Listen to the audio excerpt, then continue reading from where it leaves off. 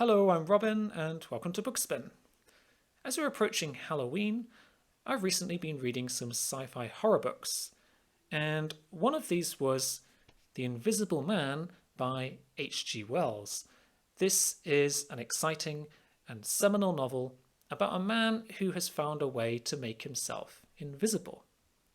Now, H.G. Wells is one of my favourite writers, and he's sometimes known as one of the grandfathers of science fiction, along with Jules Verne.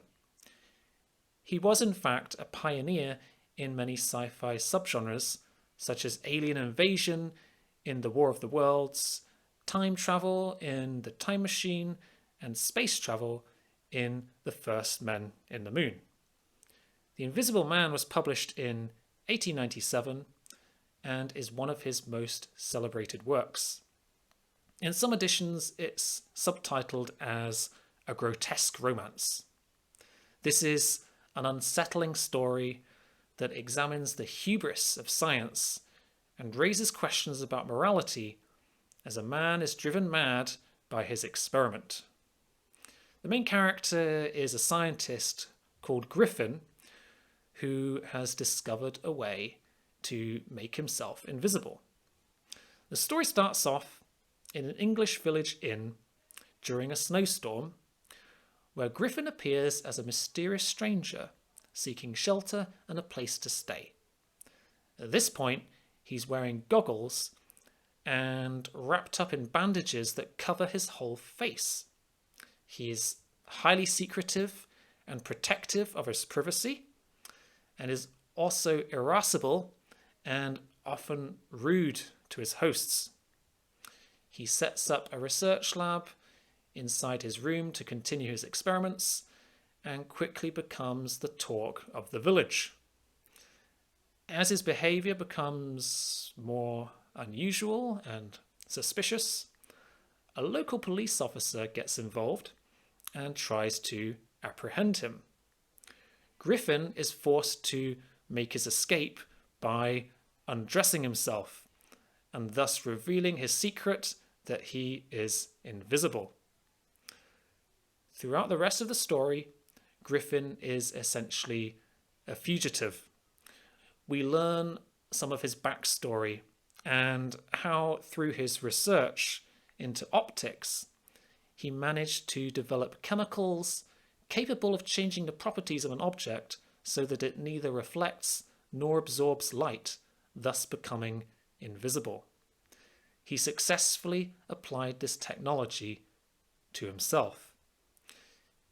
He starts using his invisibility to rob people when he runs out of money and to exploit and coerce others when he needs help.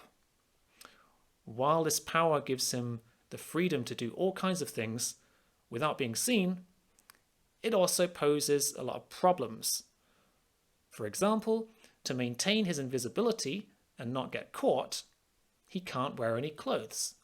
So he has to wander around naked and exposed to the elements. As the story progresses, when it's revealed that it's impossible for Griffin to reverse his experiment, he is gradually driven insane, and the tone of the novel keeps getting darker. Freed from the constraints of the law and the belief that he will ever get caught, he develops a vicious lust for power, and his behavior becomes increasingly unhinged and violent. He even plots to use his invisibility to establish what he describes as a reign of terror on a nation. The Invisible Man is thus a cautionary tale and an interesting take on the mad scientist trope, similar to the message that can be found in another of H.G. Wells' famous novels, The Island of Dr. Moreau. It is a morality tale about unintended consequences and how uninhibited power can corrupt an intelligent mind. Griffin, despite obviously being a brilliant scientist, is a character hard to feel sympathetic for, as he is both cruel and manipulative and never seems to show any redeeming qualities. The other characters in this story are not particularly memorable, the main purpose they seem to serve is to progress the plot.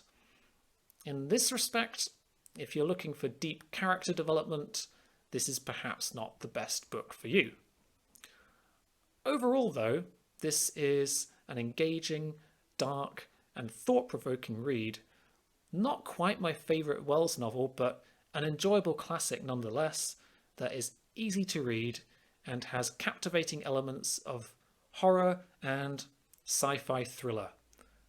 I'm giving The Invisible Man a rating of 4 stars. Thank you for watching, and I'll see you again soon for some more science fiction content.